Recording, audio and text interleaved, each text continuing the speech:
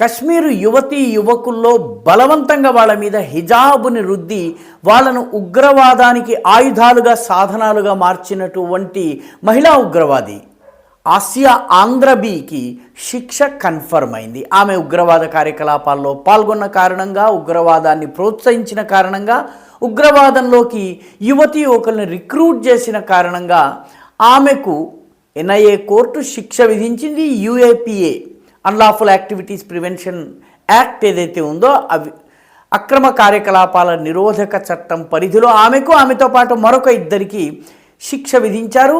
ఈ ఆసియా ఆంధ్రాబీ దుఖ్తరాని మిల్లత్ అనేటటువంటి సంస్థను నడిపించింది. దుఖ్తర్ అంటే మహిళ, మిల్లత్ అంటే జాతి, జాతి యొక్క మహిళలు అనే అందమైన పేరు ఉన్నటువంటి సంస్థను నడిపి జమ్మూ కాశ్మీర్లో 1987 నుంచి 2018 దాకా ఉగ్రవాదాన్ని, తీవ్రవాదాన్ని ప్రోత్సహించినటువంటి మహిళ ఈ ఆసియా ఆంధ్రాబీ. 2018లో ఆమె అరెస్ట్ అయింది. ఇప్పుడు 2026లో అంటే దాదాపు 8 సంవత్సరాల తరువాత ఆమెకి శిక్ష పడుతోంది.